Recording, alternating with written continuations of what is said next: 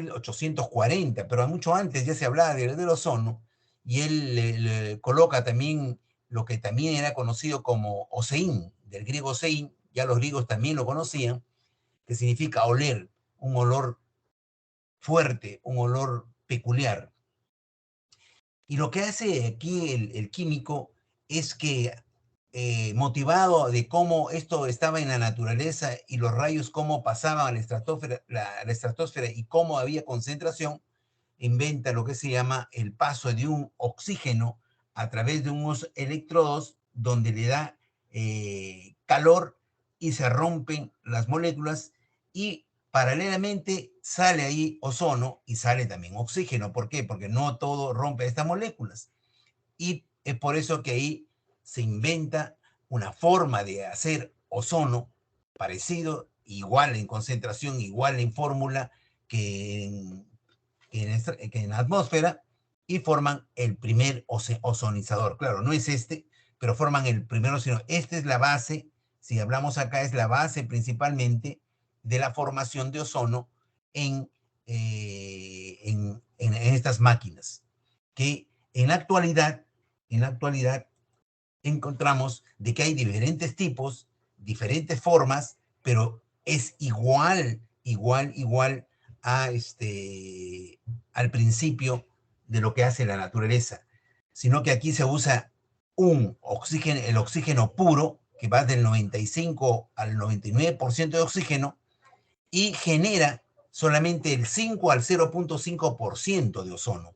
Es decir, cuando se utiliza estas máquinas, sale solamente 5% de ozono, y eso es lo que se está utilizando en medicina con patologías que vamos a ver. Pero ya estas máquinas también es parte del tratamiento. Quiere decir que ellos también necesitan ser evaluados por un comité importante, así como se evalúa, por ejemplo, un electrocardiógrafo, ¿no? Esto tiene que ser evaluado y dar puntuaciones y ser admitido por el mundo científico. Ya en la actualidad, las máquinas de ozono necesitan este tipo de permiso y se está realizando. Brevemente, brevemente, porque es bastante extenso para explicar, ¿qué hace el ozono? Lo que hace es solamente seguir el camino que a través de millones de años ha realizado el oxígeno. Es decir, que los primeros seres vivientes de nuestro planeta no utilizaron el oxígeno porque no había la fotosíntesis. Comenzaron a utilizar el nitrógeno.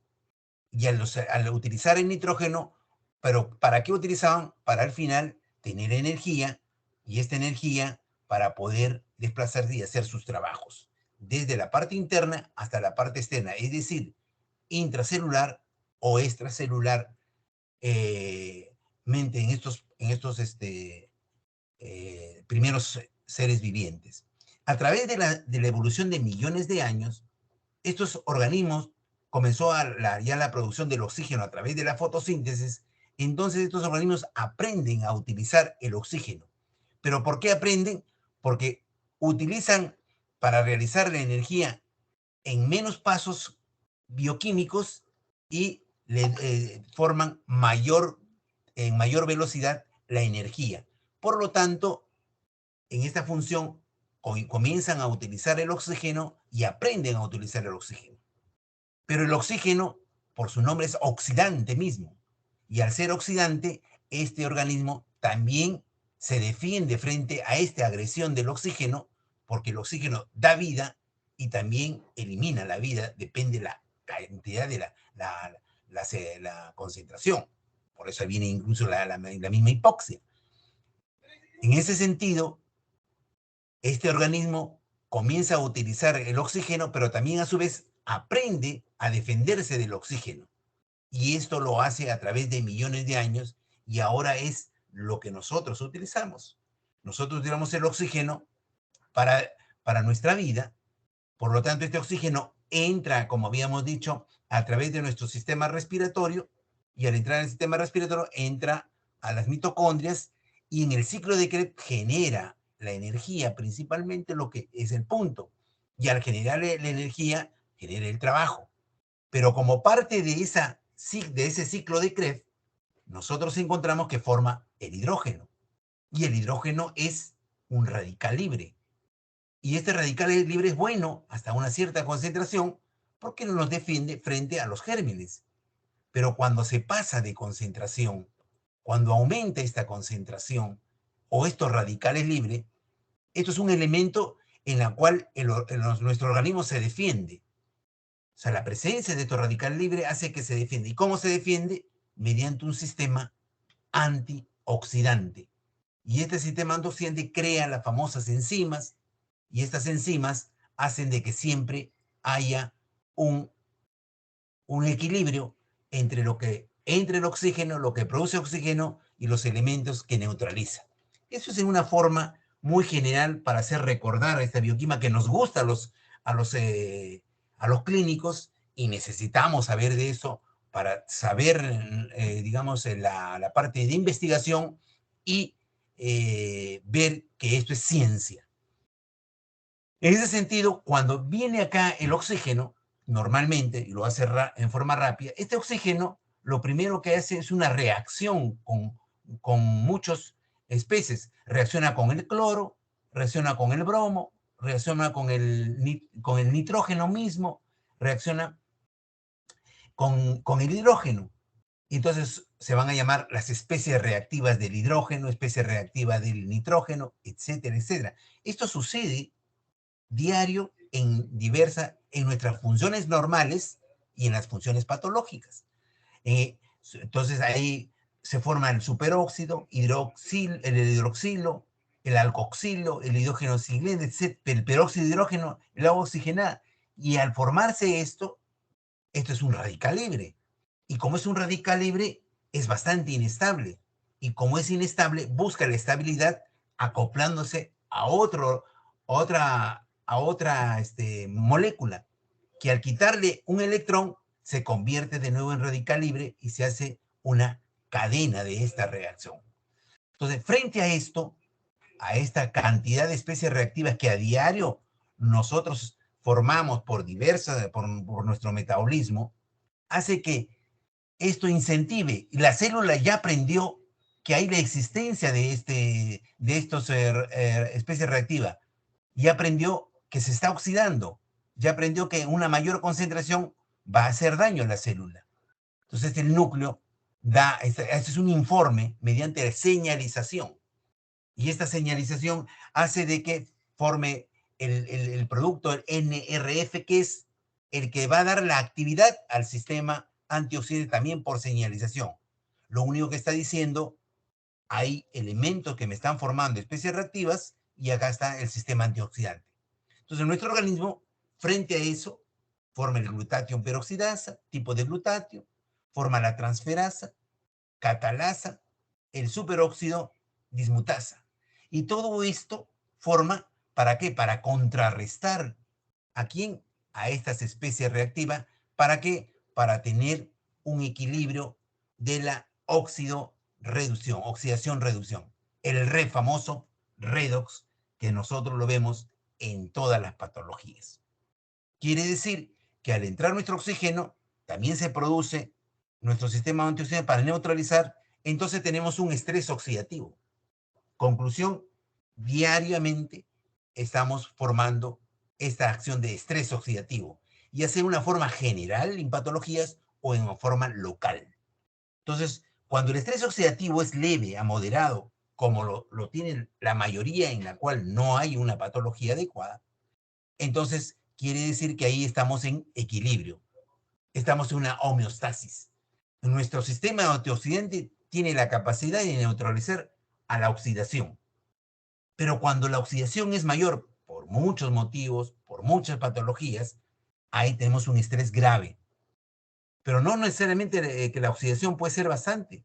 También puede ser que nuestro sistema antioxidante, el sistema de defensa, no funcione bien, ya sea por genética, ya sea por el ambiente, ya sea por patología, etcétera, etcétera. Quiere decir que aquí es grave y el ser grave, estos van a incidir sobre lo que tenemos acá, van a incidir sobre los carbohidratos, proteínas, lípidos y el DNA. El punto es el DNA y el RNA, en la cual van a provocar mutaciones. Y al provocar mutaciones o tener elementos que van a distorsionar las funciones de los carbohidratos, proteínas y lípidos, se produce el daño celular. Y al haber el daño celular, encontramos diversas patologías que puede producirnos solamente por esta parte del estrés oxidativo. Quiere decir que eso les he nombrado solamente acá, pero todas las patologías en las diversas áreas, en las diversas especialidades que nosotros manejamos, ahí está en la fisiopatología el estrés oxidativo. Entonces, lo que ha hecho, esto es lo normal, esto es lo que acontece, esto es lo que estudiamos, y esto es ciencia, y esto están en todos los artículos, no hay nada que probar acá, está todo probado. Seguimos adelante, si está todo probado. Entonces, frente a esto, encontramos qué hace el ozono. El ozono es un superoxígeno. Hace lo mismo y sigue el mismo camino que está haciendo nuestro oxígeno, sino que reacciona el oxígeno. Cada vez que aumenta este oxígeno un poquito más, nuestro sistema también reacciona. Y ahí está el quid del asunto. Quiere decir que cuando tenemos acá el ozono, ¿qué provoca? Microoxidaciones. ¿Y qué hace nuestra célula? Hay moléculas que van a señalizadas ¿a quién? A nuestros núcleos. ¿Y qué van a hacer? Van a formar el glutatión, peroxidasa, catalasa, lo mismo. En ese sentido, si pudieran un ratito apagar su micro, por favor. Entonces, ahí encontramos que en ese sentido, ¿cómo reacciona? Lo que hace es regula el estrés oxidativo. Si tiene esa capacidad de regular el estrés oxidativo, estamos bien. Regula. Lo está regulando, ¿por qué? Porque me está formando mayor cantidad de enzimas antioxidantes. Regula, es un activador circulatorio. Esto está probado científicamente, esto lo han hecho esos estudios. Actúa como analgésico de forma directa, le digo, pero cada esto es una exposición. Inactivación de mediadores del dolor, menor producción de mediadores de inflamación, por lo tanto es antiinflamatorio, neutraliza la parte analgésica, pero se utiliza actualmente para el dolor. Hay una regeneración tisular, y esto es importantísimo porque se está utilizando. Cuando digo se está utilizando, no estoy afirmando nada, sino que se está utilizando en tratamientos que se tiene que demostrar, por supuesto, en la regeneración en zonas tumorales. Y una de las cosas importantes, o uno de los primeros artículos en la cual se demostró fue la mejora de la oxigenación celular. Y esto es muy importante porque se puede ver a simple vista cuando uno alguna vez ha tratado una herida y ha utilizado el ozono. Eso es inmediato, porque acuérdense que la solubilidad es 10 veces más que el oxígeno. Y lo que sí es demostrado es que se utiliza como un bactericida y germicida, no solamente en medicina, sino a nivel mundial en diversas áreas y en diversas profesiones. Pero aún más, como el ozono va por todos los fluidos que hemos visto, la sangre, fluido, plasma, linfa, encontramos que hace su acción a nivel de los neutrófilos, los monocitos, el tejido linfoide, donde genera los interferón, la interleuquina, que van a tener que ver con el proceso antiinflamatorio para al final mantener el sistema inmune en estado activo. Es decir, que también ayuda a los elementos que conforman el sistema de defensa para regenerarlos y tener activos. Dos cosas importantes. Una es esta y la otra aumenta las enzimas importantes del sistema de defensa. Esto es ciencia, pero no en base del ozono, sino es una ciencia en base del oxígeno que hemos estudiado siempre. Bien, entonces quiere decir, y lo que he dicho acá, lo presento ya en lo que nos gusta a los clínicos, a nosotros, a todos, es que dice la ciencia. La ciencia nos dice, ya están las referencias bibliográficas de Cano. Regula el estrés oxidativo. solamente les he puesto una referencia del año 2005, pero actualmente hay cientos de referencias para los que quisieran comenzar a involucrarse en entender o en aprender, porque todos estamos aprendiendo en base del ozono. Mantener el sistema inmune crece activo, acción bactericida y germicida, eso está descontado porque eso hay cientos de artículos, acción antiinflamatoria, regeneración tisular, el activador circulatorio. Y una de las cosas importantes que se ha dado en el 2003 es interesante, porque se encontró que un tipo de neutrófilo activado formaba ozono, se forma ozono. Lo que no sabemos cuál es el camino que sigue este ozono, pero lo que está demostrado es que ya forma ozono. Y esto no es novedad, porque nosotros tenemos ya otro gas que lo desconocíamos, que está en el endotelio del ácido nítrico, en la cual es un vasodilatador, que antes decíamos el endotelio era la capa que solamente es la parte interna de los vasos, y nos dimos con la sorpresa ahora que es todo un mundo en el cual maneja este gas. No sé cuál será el futuro, auguramos que este futuro sea muy bueno, pero faltan pues de aquí para adelante estudios muy importantes acerca del ozono dentro de los neutrófilos, cuál es el camino que sigue y cuál es. En conclusión, rápidamente, por el tiempo, el ozono es un estabilizador del balance redox. Esto lo habíamos dicho. El ozono regula, ¿por qué? Frente a este antioxidante, forma su antioxidante. Ese es el resumen. En los radicales libres se forman como consecuencia de la parte, por dos cosas importantes. Se forma uno para combatir los elementos nocivos de nuestro organismo y se encuentra generalmente en las bolsitas de los lisosomas. ¿Para qué? Para eliminar, que es importante, pero a una concentración dada y a un tiempo dado. Pero en la gran mayoría, estos radicales libres se forman en todo el organismo y en todas las patologías se ven. Cualquier patología que ustedes quieran ver, ahí siempre hay un tipo de estrés oxidativo.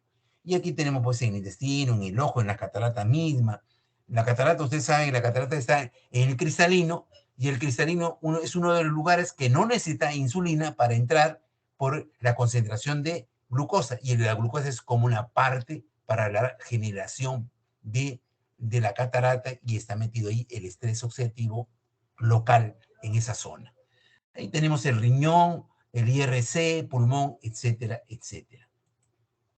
Mecanismo de acción del ozono, la ozonoterapia, y habíamos dicho acá lo que es solamente un resumen, modula el estrés oxidativo, modulación del sistema inmune que hemos hablado, regulación del metabolismo en forma general. El ozono, el metabolismo del oxígeno, es interesantísimo esto para los que quieran ver el aumento de la producción del 2,3-difosfoglicerato, que nos ayuda, ¿para qué? Para ceder el oxígeno y recepcionar el CO2 a nivel de los hematíes. Y a nivel de las membranas me cambia la característica de la membrana, es decir, que a los 120 días nuestros glóbulos rojos van a distorsionar la membrana porque ya pasó su tiempo, y esto, al ser captado por un sistema RES, lo va a eliminar. Pero justamente esa característica, al entrar por unos capilares, se rompe, se destruye, y no va a ver lo que se llama lo que es la difusión de oxígeno y CO2. Y con el ozono no es que lo mejora, eso es importante saber, lo mejora y se está utilizando grandemente. Efectos biológicos del ozono, ya hemos visto, solamente es una repetición. Y el efecto biológico del ozono, en un buen resumen: el poder germicida, que elimina los gérmenes de forma directa, el inmunológico, el modulador inmunológico, reactiva el metabolismo, mantiene el redox, lo mismo, y mejora el metabolismo del oxígeno. Y también encontramos para el problema de los antiinflamatorios o para el dolor. En resumen, lo que vemos es que el ozono crea un pequeño trascendente estrés oxidativo. Quiere decir, al aplicar ozono, lo que creo es un estrés oxidativo pequeño. Este pulso que se le da, por eso ahora estamos pensando que le van a cambiar nombre como vacunas. Este pulso que se le da, cómo reacciona la célula, crea su defensa formando las enzimas antioxidantes. Y si esto es repetitivo, la respuesta será mayor y tenemos una respuesta terapéutica. Eso es lo que se habla de la ozonoterapia actualmente. ¿Y cómo se aplica? Se aplica en forma de gas, siempre en bolsas, generalmente para las heridas. Se extrae sangre, vamos a poner 10 cc, y también se aspira en la máquina ozonizador 10 cc, se mezcla y de nuevo se introduce al organismo, que al final viene a ser como especie de provocación al organismo para que se defienda. Es autohemoterapia menor. Tenemos la autohemoterapia mayor, es casi similar cuando hace una transfusión de sangre. Se pone 200 cc o 250 cc de glóbulos rojos. Acá se mezcla con el ozono y de nuevo pasa al torrente sanguíneo. Es un poquito más costoso por todo el implemento cerrado que tiene que haber. La ozonoterapia rectal, que se introduce a través de la mucosa del recto, no tiene ninguna complicación. Se utiliza para procesos de patologías generales y crónicas. Esta es la autohemoterapia mayor. Se puede producir para el dolor, fíjense acá, en el manguito rotador, aquí en el hombro mismo, en la parte posterior, en esa parte superficial, y la infiltración en las heridas, que se puede hacer en una forma directa, ¿no? Aquí tenemos en la rodilla, que esas son ya, felizmente, muchos traumatólogos ya lo están utilizando, no a nivel mundial, sino ya también a nivel del Perú, para la fase importante en la plantar, que es muy dolorosa para el dolor, en el tobillo, y también tenemos en la parte del codo. Uno de los caballitos de batalla actualmente en el mundo es sobre la hernia del disco pulposo y sobre la terapia del dolor. Esos son los caballitos de batalla, al decir caballito de batalla, en la cual hay mayor cantidad de estudios, mayor evidencias a nivel mundial, y también puedo decir, también en el Perú también ya se está viendo esto, que algunos colegas neurocirujanos ya están aceptando esto como una parte. Naturalmente que es una hernia discal. Si nos ponemos a discutir hernia discal, la hernia discal muchas veces solamente con ejercicio físico, dependiendo del tipo de hernia, donde se encuentra, puede pasar digamos, sin problemas. Puede tener algunas crisis. Pero aquí ya hay estudios serios, estudios que han sido aceptados a nivel mundial. Y es importante también tener esto como referencia. Las aplicaciones paravertebrales, que significa en el músculo paravertebral, no es en la forma directa. Esto puede ser en la zona lumbar y esto en la zona cervical. Naturalmente aquí hay que saber pues todas las partes anatómicas. La parte cervical es un poco más complicada por la parte de adelante. Esto es la ozonolisis, se va directamente ayudado, digamos, por un arco en C, se ayuda y se llega justamente acá, vemos en la vértebra, se llega a la misma hernia y se infiltra ozono, más o menos 5 cc de ozono a una concentración dada.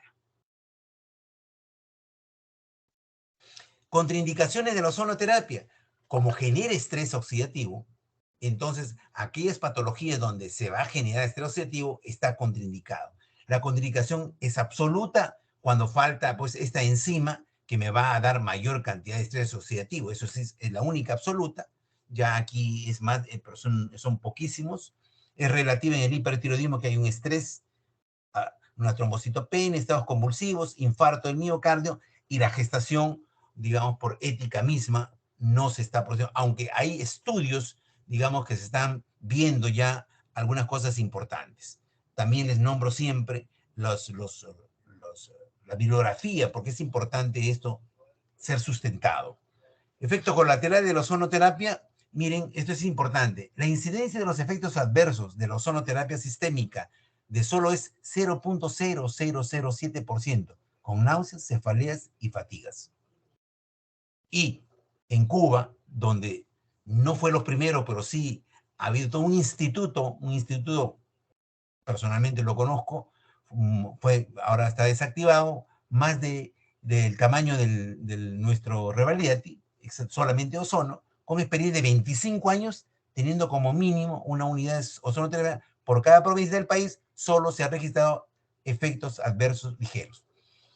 Y esto es de esperarse. ¿Por qué? Porque es ozono, porque es oxígeno. Así de simple, ¿no? Entonces, no, por eso muchos colegas están trabajando, pero hay que trabajar con seriedad y en la forma científica, como todos nos han enseñado. Pero si nosotros vemos ya en la parte del Internet, vamos a ver muchos estudios ahora de ozono de todo tipo, pero hay que tener cuidado para ver, digamos, la parte más importante que es las evidencias. La historia del ozono, fíjense, si yo digo es del año 1781, tiene casi 237 años. Primer, de, bueno, primera mención científica del ozono por el físico holandés Martin van Marum, fíjense. Y después, de recién lo que yo le decía en el 1840, la síntesis lo fue por el médico, que generalmente fue importante su descubrimiento, su acción del ozono, porque lo puso en una máquina.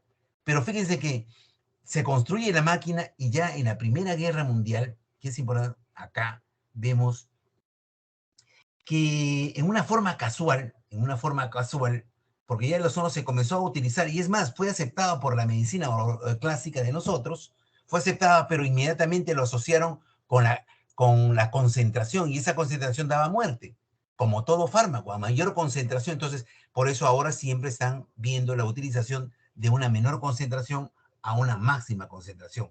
Entonces, de una forma, digamos, casual, en 1914 se remota la Primera Guerra Mundial cuando fue utilizado como antiséptico, sí, pero se dieron cuenta que un hospital que estaba cercano a una fábrica donde se producían armamentos sanaba mucho más rápido que en los hospitales convencionales donde no había, pues, que estaban retirados. Fue la primera observación general y a partir de ahí se expandió para comenzar a estudiarlo, ¿no? De ahí ya tenemos, lo importante acá que en el 2010 se crea un comité científico internacional de expertos, pero no de ozono, expertos científicos, 25 de diversas partes del mundo, para estudiar y para ver qué cosa le ofrecía o qué cosa es acerca de este ozono. Pero nosotros encontramos que en 2011 se publica una guía para el uso de ozono, pero el 2020, fíjense, con la pandemia, ¿qué pasa con los científicos del mundo de medicina? Abren las puertas generalmente a todo elemento o a toda acción o a todo fármaco que podría ser capaz de ver contra el virus de, eh, de esta pandemia, ¿no? Entonces, ¿qué hicieron? Por eso no es novedoso ver que al comienzo de la pandemia los médicos de varios países del mundo utilizaron de todo. También se utilizó el ozono, no le voy a decir que no, pero tampoco dio algunos frutos importantes que uno quería, a pesar de esta fisiopatología que tenemos.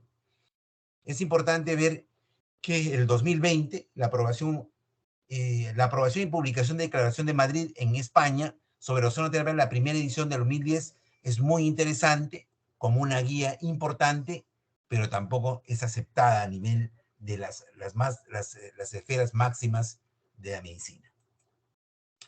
Entonces, la ozonoterapia se ha regularizado hasta el momento en los siguientes 13 países. Fíjense, empezó en Grecia en 1991 y terminó en México, aunque ahora último tenemos a Venezuela como uno de los últimos, México, Brasil, Portugal, Cuba, España, Rusia, ¿no? Donde es aceptado ya en algunos hospitales del Estado y en la medicina privada también. Y los trabajos que se tiene hasta mayo del 2020, hay 3.329 documentados en sonoterapia y vemos que hay ensayos, revisiones, estudios que todavía se siguen viendo y estudiando para dar al final, yo creo que a través de un tiempo, los resultados importantes de estos estudios.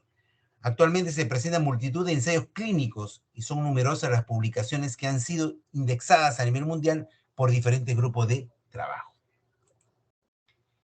Lo que le decía, que actualmente hay dos patologías importantes donde se está utilizando ya en algunos aceptados por muchos colegios médicos de varios sitios del mundo, tratamiento de HNP, tratamiento del dolor, ¿no? El Ministerio de la Sanidad Español ha incluido en la ozonoterapia en la cartera de servicios de las unidades de dolor. Hay más de 30 unidades de dolor que ya están haciendo. Es más, sin muy ir lejos acá, ya la sociedad de anestesiología, cuando hace sobre congresos o cursos del dolor, hay un punto, un capítulo donde ya se le da la referencia del ozono.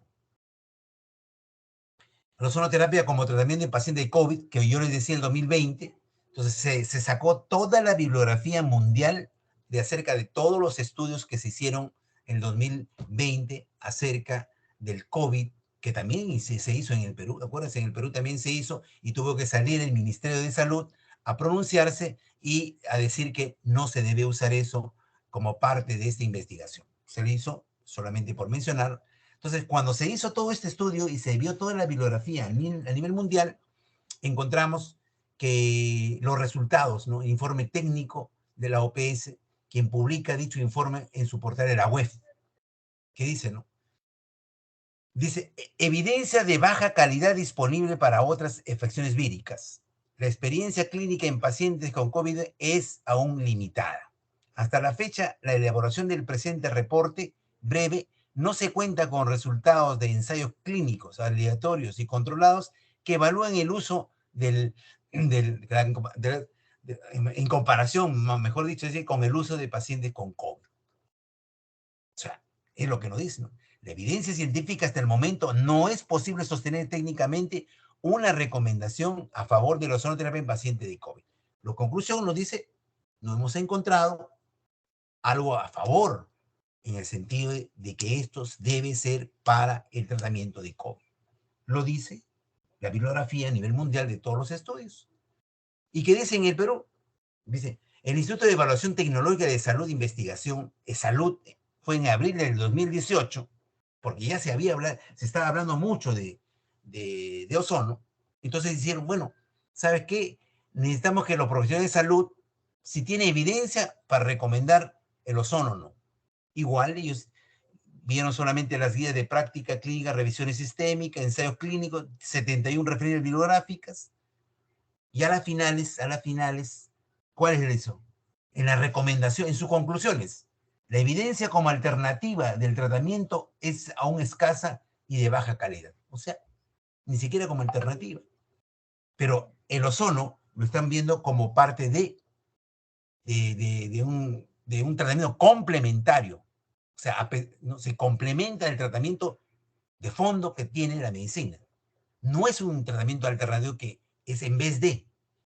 Las recomendaciones, se sugiere ampliar evaluaciones respecto al efecto de la ozonoterapia en la hernia. Es lo único que dice, en la hernia. ¿Por qué? Porque ellos solamente dijeron, bueno, queremos ver si es bueno para enfermedades isquémicas, para la diabetes, la colitis, para el tratamiento, para VIH, SIDA y cáncer. Y también, entonces, de todo esto, lo único que vieron que era ampliar los estudios en hernia, que es más o menos lo que estamos viendo. En pocas palabras.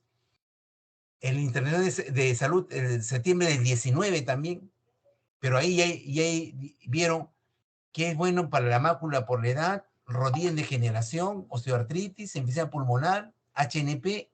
Igual hicieron todas los estudios bibliográficos y las conclusiones fueron, no hay evidencias y seguridad de la ozonoterapia como tratamiento alternativo, ponen alternativo, pero no es alternativo, en las patologías estudiadas. Esto es lo que nos dice las autoridades aquí en el Perú.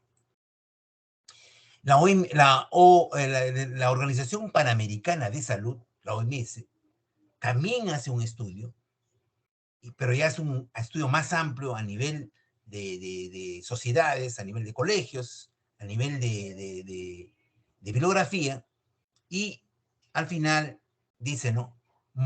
Dice, el beneficio de la ozonoterapia para disminuir o eliminar el dolor. O sea, ya le dan algo de importancia. efectos destacables en la cicatrización de heridas. Dos cosas importantes que estudiaron ahí.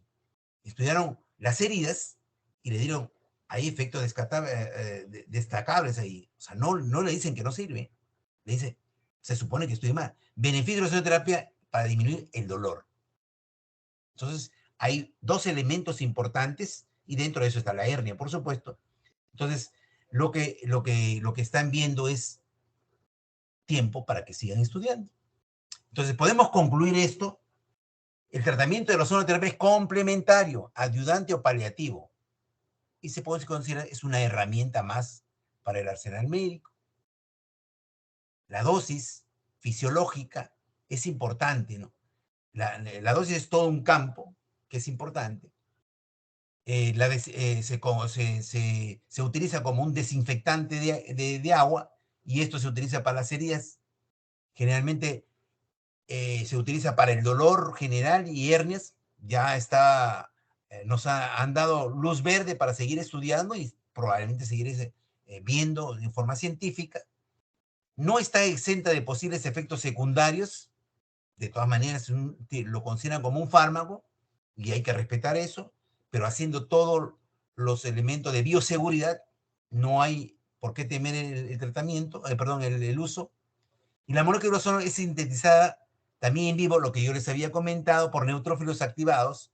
En determinadas circunstancias pueden ser importantes para comprender su utilidad en situaciones fisiológicas y patológicas y mucho que investigar. La otra cosa importante que el 2001 la Administración de Medicamentos y Alimentos aprobó formalmente el uso de ozono en fase gaseosa y acuosa como agente antibacteriano en el tratamiento, almacenamiento y procesamiento de alimentos y por ende también en las heridas. Las múltiples evidencias prácticas muestran en la ozonoterapia una tecnología que ofrece resultados positivos avalados por la Organización Mundial de la Salud, lo que le habíamos dicho. Y hay elementos positivos en la cual nos está diciendo, sí, nos parece, pero estudien, ¿no? Investiguen. Pero las conclusiones de la comunidad médica científica también los presento, porque eso es lo que nos guía, por eso hay que cumplir, y si somos médicos, tenemos que cumplir en lo que nos dice nuestra comunidad. Dice, la evidencia científica sobre la efectividad del ozono es escasa, de baja calidad metodológica en general. Entonces, mejoremos de repente la calidad metodológica. Es bastante difícil, pero hay que hacerla.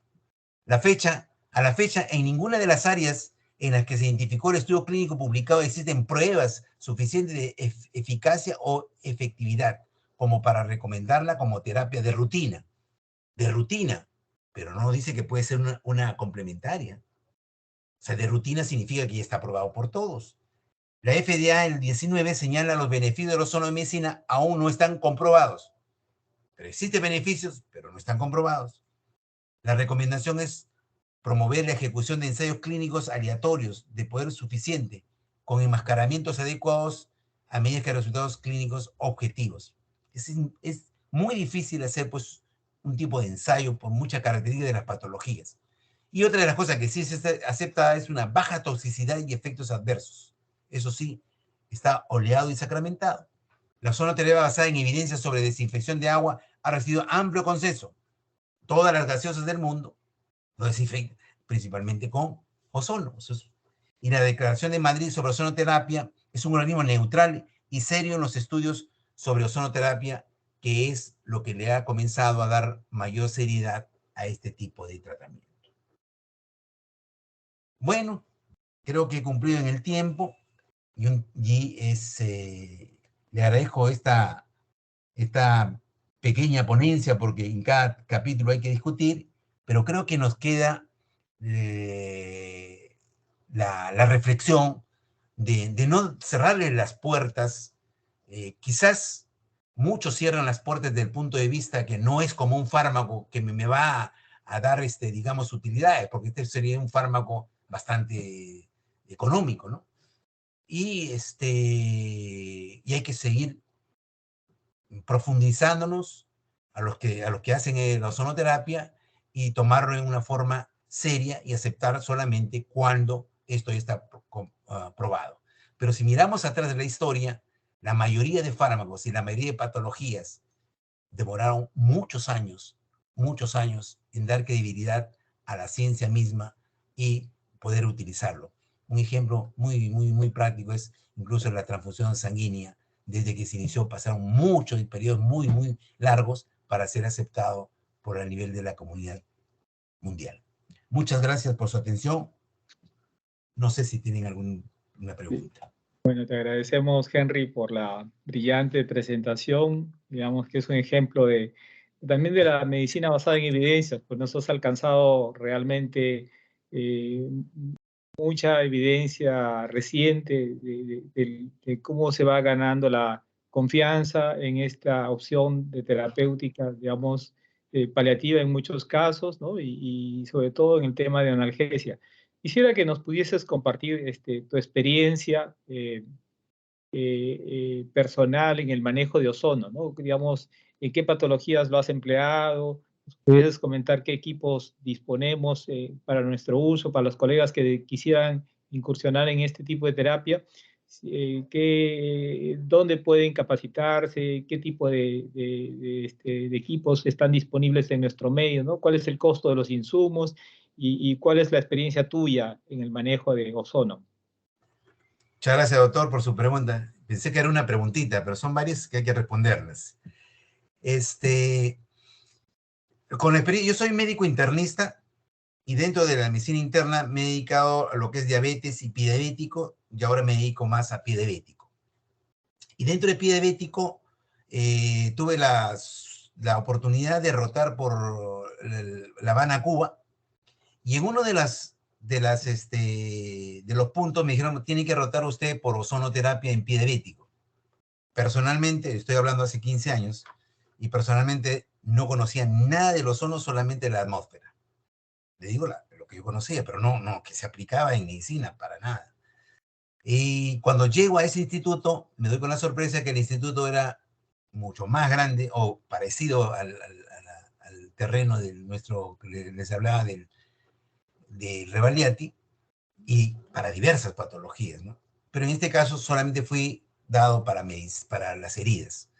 Ya se imagina, ¿no? Vine emocionado, y tuve la oportunidad de seguir en lo que se llama pie diabético, y desde ahí lo utilizo en la curación de heridas. Principalmente, primero, ya no utilizo el cloruro de sodio hace más de 15 años, ozonizo el agua neutral, el agua potable lo ozonizo, y lo ozonizamos en unos 3 minutos, y al ozonizar el agua lo utilizamos para la curación de heridas.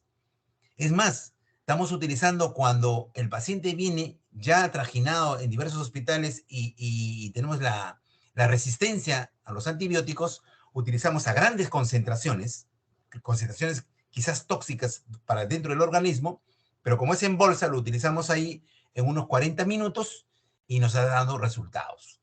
Resultados, les puedo hablar de unos 20 pacientes a través de todo este tiempo, que naturalmente para la comunidad científica no es nada, pues no es nada. Es una evidencia observacional que le he hecho, que he visto y lo utilizo. Pero para decir un más, tuve la oportunidad de presentar un trabajo de 300 pacientes en consultorio externo durante 5 años, en la cual comparamos el tratamiento de la herida ya para granular, o sea, ya casi lista para granular. Le utilizamos solamente ozono, porque el ozono se utiliza como gas, pero también se puede utilizar como aceite. Son los aceites ozonizados, que es otro tema. Entonces, utilizaba el aceite versus el tratamiento, digamos, clásico, que podía ser de diversos hospitales, y dentro de los hospitales, generalmente de salud, tienes apósitos. En el mundo existe más de 1.500 apósitos para curación. Acá tenemos también, a la par del mundo, tenemos unos 10 tipos de apósitos. Entonces, de acuerdo al tipo, se utilizó 300 pacientes.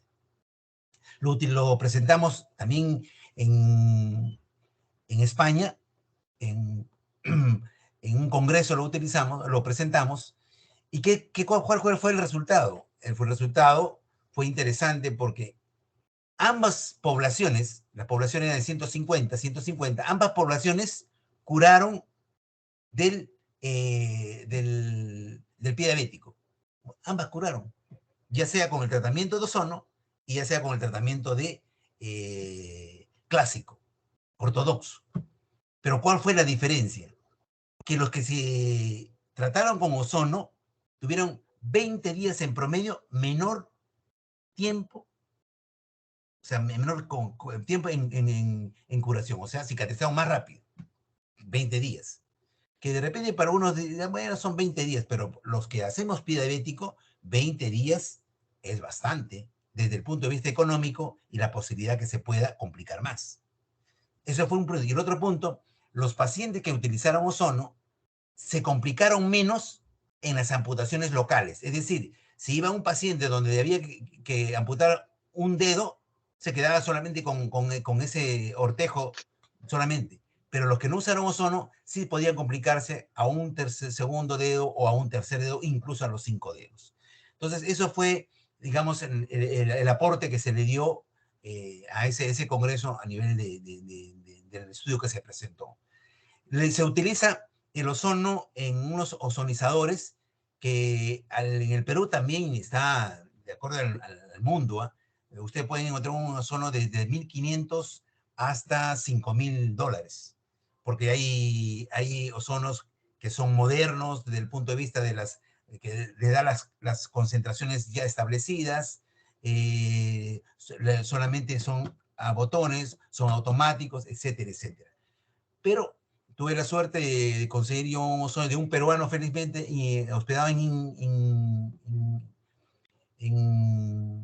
Brasil, que de vez en cuando viene. Hay un promedio entre 1.500, estábamos de dólares, no de que se utiliza ese ozono. Es lo que, pero también tiene que tener su código en la cual está aceptado a nivel mundial. Eso sí, ya esto está aceptado así como cuando uno maneja un equipo médico, tiene que tener, digamos, validez mundial, y de ahí un comité importante, y eso también tiene que estar validado en el caso del ozono. Muy bien, Henry. El doctor César Pérez tenía una pregunta. Invitamos al doctor Pérez a que prenda su micro para que haga su pregunta. Doctor Pérez. Buenas noches, doctor. Mucho gusto. Felicitaciones por la ponencia. No sé si me escuchan. Sí, se escucha, César. Sí, le escucho. Gracias. La pregunta es respecto a la autohemoterapia. ¿Qué concentración de ozono es la que utiliza mayormente para lo que es autohemoterapia? Ya. Generalmente la autohemoterapia es extraer aproximadamente, y de acuerdo digamos, al paciente, la estatura del paciente, hay que ver el peso esto es el peso y la talla del paciente, y se extrae aproximadamente entre 150 hasta 250 ccc de sangre. Esto naturalmente se utiliza anticoagulantes como con una transfusión, se le agrega el ozono. Y se agrega el ozono, digamos, en volúmenes iguales. Y este volumen es importante, en volúmenes iguales generalmente. En este caso se agrega, y la concentración que se utiliza es de 20 es otro tema, ¿no? 20 microgramos por mililitro. 20 microgramos por mililitro que utilizamos nosotros aquí en esta parte de América, utilizamos las concentraciones de 20 microgramos por mililitro. Es una concentración bastante moderada, sin ningún factor casi de riesgo. Aunque algunos colegas que ya son expeditos en esto de acá, ya están, entre comillas, especializados y utilizan más, comienzan con una concentración menor incluso, porque siempre utilizan el adagio que no, siempre se va como cualquier fármaco de menor a mayor, pero con 20 que se utilice, yo personalmente para otros usos utilizo 20. Normalmente no utilizo la autohemoterapia en mi campo, pero hay campos que en caso, por ejemplo, de las enfermedades crónicas, la utilizan bastante. Hay otros colegas en otros países que en el pie diabético utilizan la parte local y la parte sistémica. Les digo esto para ver cómo se diferencian muchas veces. Normalmente no utilizo. Eso es lo que se utiliza en la autohemoterapia. Y se utiliza por ciclos. Generalmente otros utilizan uno por semana, por 2 semanas consecutivas, y eso va a depender mucho de las patologías. Es por eso que a veces la credibilidad, que algunos colegas no lo utilizan, entonces por eso es importante que todavía esto no hay una guía donde dice debes utilizar como estamos acostumbrados los clínicos, ¿no? Debes utilizar este fármaco con un tiempo dado, una concentración dado y en tanto tiempo. En el ozono sucede que esto se ha ido ganando con mucho de la experiencia. Y a veces los comentarios que hacen los colegas en el extranjero difieren un poco y mucho a veces de las concentraciones que uno maneja acá. Pero lo que sí es importante es que el ser humano debe manejar desde 5 hasta 30 microgramos por mililitro. Mayor de 20, 30 microgramos por mililitro ya lo está contraindicado, ya no lo usan. Pero, por ejemplo, los rusos, ¿no? Lo están utilizando un poquito más alto. No sabemos si es por genética, no sabemos si es por raza, etc. Pero en general, actualmente sí le puedo decir que 20 microgramos por mililitro es una concentración muy neutral, donde sí hace el efecto que hemos explicado acá, ¿no? ¿Algún otro colega que desee formular su pregunta puede hacerlo, por favor?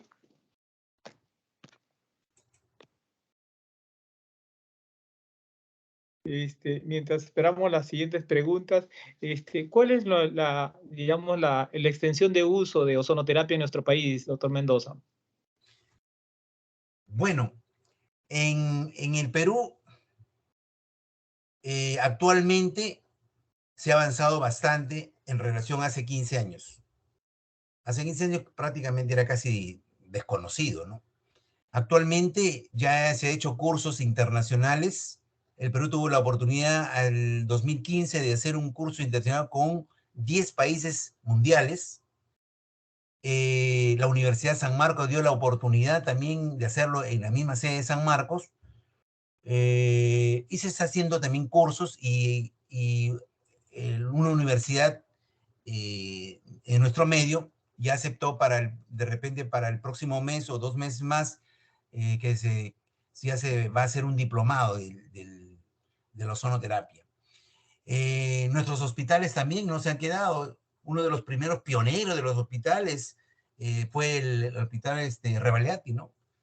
En neurología incluso, ¿no? Y ahora se utiliza para la terapia del dolor en el Sabogal mismo, se utiliza dentro de anestesiología, pero dentro de la parte del dolor que están haciendo, ya están utilizando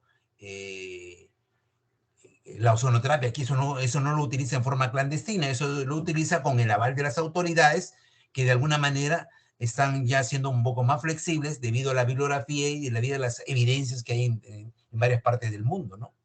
O sea, ya estamos avanzando. No le estoy diciendo que esto, como toda ciencia, o sea, ahora nuestra comunidad no quiere ciencia y evidencia, pero decimos, evidencia hay, lo que nos falta es la ciencia. Entonces la ciencia es lo que nos está pidiendo eso, ¿no? Pero no solamente en el Perú ha sido así, sino todos los países han pasado y ahora la mayoría de países lo está aceptando, ¿no? Pero a veces nuestras autoridades piden, ¿cómo se llama? Piden información más a la parte de afuera y dentro, lamentablemente piden información dentro, por ejemplo en México, ¿no? En México ha llegado y ha sido aceptado en algunos estados. En Brasil, por ejemplo, le puedo decir que ya está en el Congreso. Nos falta solamente ver la aceptación, la no aceptación, pero ahí lo tienen ya, porque el ozono no solamente se aplica pues en el ser humano, está aplicado en los veterinarios, digamos, la odontología también. Por eso los odontólogos ya están avanzando también en esto. Yo creo que con el tiempo esto va a ser aceptado, quizás poco a poco, como toda patología que ha sido aceptada, como todo tratamiento, ¿no? Entonces yo creo que darle al tiempo, que el tiempo va a dar la razón. Bien. ¿Algún colega que desee participar? Por favor, prenda su micro y puede hacer la pregunta directamente. Yo recuerdo que hace algunos años en Ica, Henry, tú trajiste un taller, ¿no? Un taller práctico, que hicimos una parte teórica y una parte práctica con el uso de ozonoterapia en algunos pacientitos, ¿no? Creo que sería muy útil, digamos, comprometerte que en algún momento pudiésemos replicar este taller nuevamente en nuestra región, ¿no? Para que los colegas, vean ya la utilidad de este tipo de terapia ya con una forma vivencial o presencial, ¿no? Con algunos pacientitos que pudiesen desear participar, ¿no? Yo creo que podemos más adelante coordinar para poder hacer una actividad de este tipo que es muy, muy ilustrativa para los colegas que están interesados en el manejo de ozonoterapia. No sé, Henry. Sí, yo creo, yo encantado, encantado yo creo que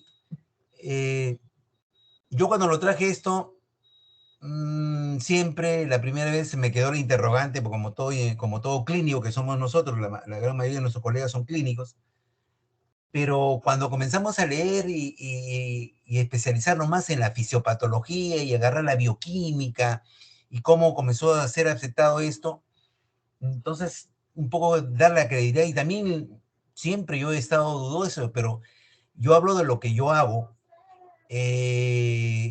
Actualmente lo que es en pie diabético lo empleo prácticamente ¿por qué? Primero, la herida es, y está aceptada ya felizmente, la herida es un microambiente donde hay un estrés oxidativo perenne, ¿no?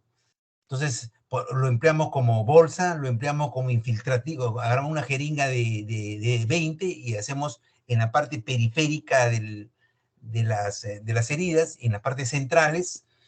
Entonces, ¿por qué? Entonces me sirve como un antibacteriano y me sirve como un modulador para que la acción lo haga en los ritmos. Porque al final, ¿quién es el que cura? El ozono no lo está curando, lo está curando el organismo. Lo que le estamos proporcionando al organismo son las armas que ya conocíamos que es parte del oxígeno, es decir, crear pequeños microestrés, pequeños microoxidación para que el organismo se defienda y al defenderse nos hace este beneficio de cerrar la herida, por ejemplo. Como internista, por ejemplo, cuando vine acá, una anécdota le puedo contar. Mi padre está hospitalizado y le detectaron una hernia en L4 y L5, ¿no? Yo para eso ya había regresado a Cuba, porque me emocionó esa parte. Regresé a Cuba, pero para perfeccionarme en el ozono, y aprendí y vi también la infiltración en hernia, y no he visto pues un paciente, he visto ahí, hacían pacientes diarios, ¿no? 20, 30 pacientes. Y tiene una gran población, porque acuérdense que Cuba en ese tiempo tenía un buen nexo con venezolanos, entonces pacientes tenían pues ellos para hacer estudios, y allá, como todo es gratis, los estudios lo hacen, ¿no? Lo hacen en forma, digamos, rápida por la cantidad que tienen y por lo que también las posibilidades que ellos tienen. Entonces apliqué, y como le dieron esto, digo, ¿y por qué no le aplicamos ozono a mi padre ¿cómo se llama? En la hernia del núcleo pulposo, ¿no? Entonces agarré y conversé pues con el neurocirujano, que es mi colega, con el respeto que se merecen los neurocirujanos, no estoy en contra de nadie, por favor. Y le dije, ¿no? Entonces el doctor, una sonrisa de oreja a oreja, me dijo, doctor, me dijo, por favor, me dijo, eso no tiene ninguna evidencia, me dijo, eso no existe. Bueno, también hay que creer, estaba bien, ¿no? Pues te imaginas si yo con la jueza quería. Entonces hablé con una doctora que sea medicina física, porque ellos hacen bastante infiltraciones, medicina física y anestesiología. Le digo, doctora, yo le voy a hacer del ozono y usted quiero que me lo aplique.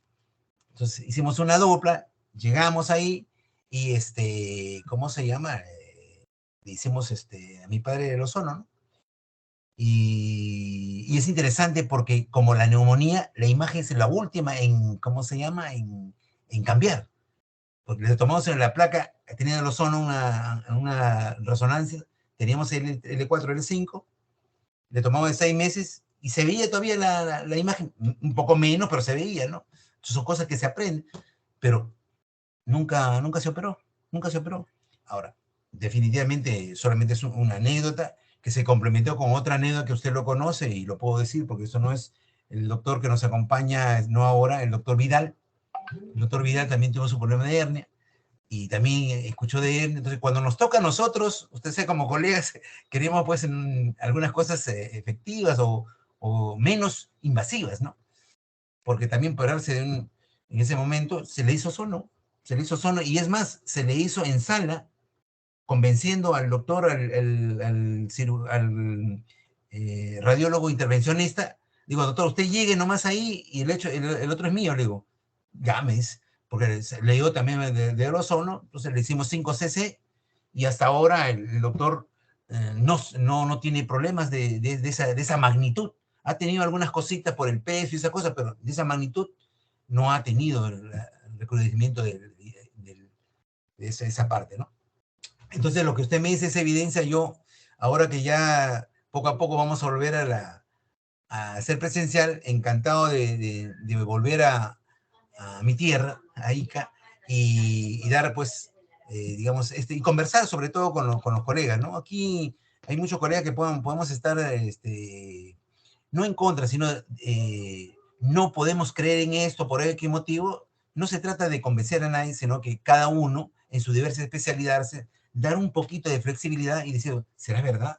Y comenzar a leer. Lo más importante es leer y profundizarse en la bioquímica y ponerlo dentro de su especialidad. Y ahora en la especialidad, solamente con esto concluyo, los mexicanos ahorita están poniendo para las partes tumorales, están poniendo así, le están poniendo como una toracocentesis, entran ahí con un catéter y les expanden con ozono. Ahí le están poniendo como 30 cc de ozono en la parte del, ¿no? Y lo que están consiguiendo actualmente, quizás no eliminar ¿cómo se llama? El tiempo de lo que puede tener un tipo de neoplasia, sino reduce la masa tumoral. Y eso es evidente porque la masa tumoral está creada por la neurobiosis, ¿no? Entonces, es interesante algunos puntos de esto, ¿no? Me ha encantado, doctor, de volver algún momento a Ica y hablar sobre esto, ¿no? A los colegas. Bueno, muchas gracias, doctor Mendoza, por la brillante presentación que nos ha brindado el día de hoy. Estamos muy complacidos por todas las enseñanzas y a la vez complacidos también por el cuerpo creciente de evidencias que respaldan esta terapia. Invitamos al doctor Muñante para que dé las palabras finales de esta actividad. Adelante, doctor Muñante, decano del Colegio Médico de Ica. Muchas gracias, doctor Franco mío. Doctor Henry Mendoza, nuevamente agradecerle este tema tan interesante de ozonoterapia. He estado escuchando gran parte en camino, como le dije, está de viaje, y bueno, ahora en la parte de discusión y preguntas, justo recordaba, doctor Henry y doctor Franco, hace más o menos 4 años, creo que, o un poco más, creo, empezó el doctor Sekelen con su maestría de diabetes, ¿no? Si no me equivoco, o más, creo, ya se me ha ido el tiempo con esto de la pandemia. Y uno de los temas que tocaron fue pie diabético, y sí hablaban, pues, de la ozonoterapia. Había, como dice el doctor Mendoza, no una evidencia fuerte, pero sí, y lo usan, como he escuchado en hospitales en Lima.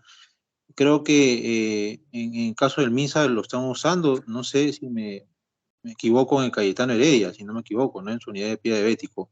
Hay colegas también internistas, como usted, yo también, doctor, soy internista. Y creo que sí, debemos usar, no sé si la palabra todas las alternativas está bien dicha, pero todas las armas que tenemos, en este caso, en un paciente con un pie diabético, porque yo pienso que definitivamente 20 días sí es una diferencia considerable entre una terapia y otra, ¿no? Entonces debemos tomarlo en cuenta, debemos impulsar, en este caso con la experiencia que usted nos muestra, y en el caso de la parte neurológica o neuroquirúrgica de la hernia del núcleo, también deberíamos, ojalá que acá algún colega, pues, conozca. Yo de mi parte voy a hablar con el doctor Choque, neurocirujano del regional de Ica, y conversar esto, porque cuántas personas tienen estos dolores y reciben una polifarmacia, ¿no? Nosotros como internistas vemos, pues, a veces pacientes con muchas patologías polimedicados, y después vienen las consecuencias de los efectos secundarios y etcétera, ¿no? Yo quería, doctor Henry, además de felicitarlo por su brillante posición, hacerle una pregunta en cuanto a esta terapia. No sé si es de repente un comparativo, es pertinente lo que voy a decir, pero nosotros como clínicos en hospitalización, en los servicios de medicina interna, vemos muchos pacientes con úlceras de decúbito, ¿no? ¿Ha habido alguna experiencia en esos pacientes haciendo de repente un paralelo a lo que es el pie diabético? No es lo mismo per se, pero tiene mucha similitud, ¿no? Entonces, no sé si hay alguna experiencia en algún lugar, doctor. Muchas gracias, doctor, por sus palabras y sobre la pregunta, ¿no?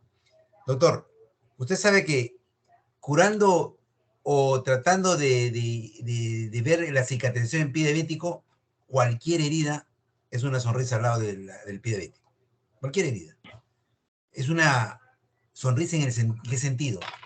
Que básicamente la úlcera de cúbito es prevenible. Y si está ahí úlcera de cúbito es por muchas circunstancias que usted conoce en nuestros hospitales. No por culpa de nuestro servidor, sino por el mismo paciente mismo. Pero generalmente no hay estudios que yo sepa sobre la úlcera de cúbito en ozono, porque lo consideramos generalmente que hay muchas terapias un poco más a la mano en diversos hospitales que lo pueden fácilmente, ¿cómo se llama? Tratar eso de las úlceras. Las terapias, sí, de los pacientes con úlcera de cúbito en un diabético, esa es otra historia. Ahí sí, como usted dice, nos comprometemos y es difícil.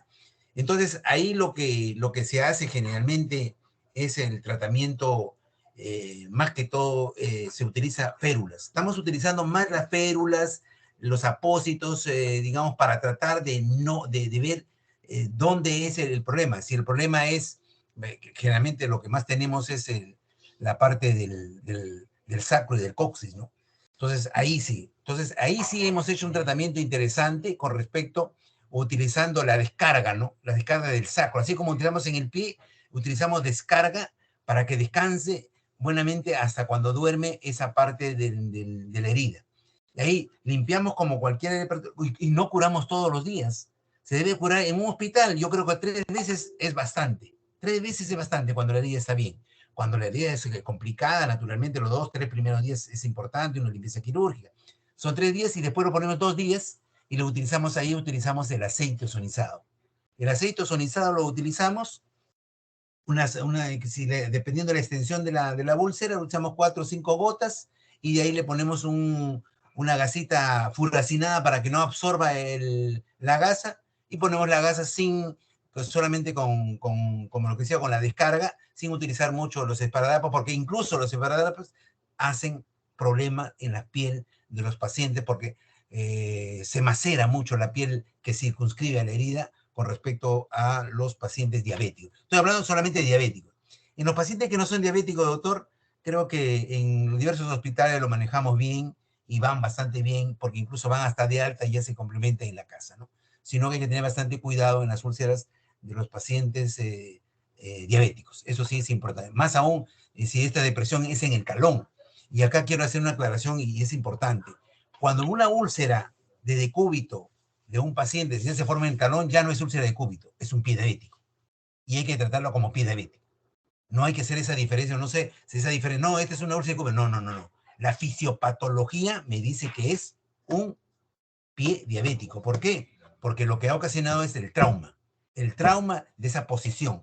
Entonces, ahí también es otra historia. Usted sabe que el talón es un sitio de una menor irrigación dentro del pie y es como su nombre dice, es el talón de Aquiles y hay que ponerse la barba en remojo en esa parte. Muchas gracias, doctor. Muchas gracias, doctor.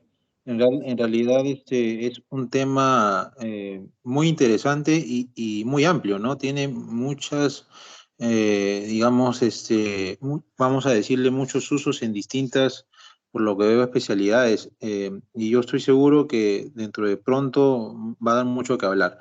Doctor Franco Mío, yo, parte del Consejo Regional Noveno, del Comité de Educación Médica Continua que usted ya integra, muchas gracias, y además de los demás miembros de la Junta Directiva, y a los participantes también, que están en número creciente, en realidad da mucha satisfacción. Felicitarlos a todos y cada uno de ustedes, y definitivamente escuché que hay una iniciativa de hacer un taller, me parece excelente, cuente con todo el apoyo, por favor, y quedamos a disposición de ustedes. Muchas gracias, doctor Henry Mendoza, muchas gracias, doctor Franco Mío, y dejo en uso de la palabra finales al doctor Franco Mío. Bueno, muchas gracias. En nombre de todos los integrantes de nuestro consejo y del Comité de Educación Médica Continua, estamos muy complacidos por haber tenido esta actividad tan importante y la participación de colegas de distintas especialidades, de distintas regiones, no solamente de Ica, sino de otras regiones de nuestro país, que nos ha acompañado esta noche.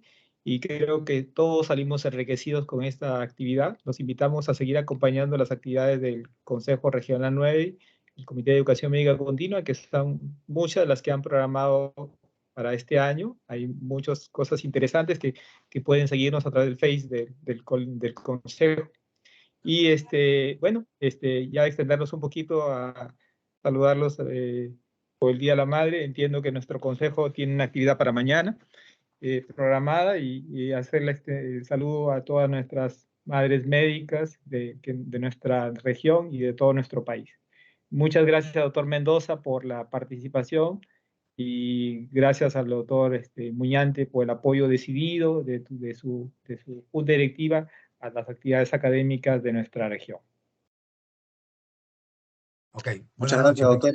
Buenas noches. Y quedan invitados, como dijo el doctor Mío, mañana a partir de las 6 en nuestras instalaciones. Muchas gracias, doctor Mío. Gracias. Buenas noches, colegas. Buenas noches.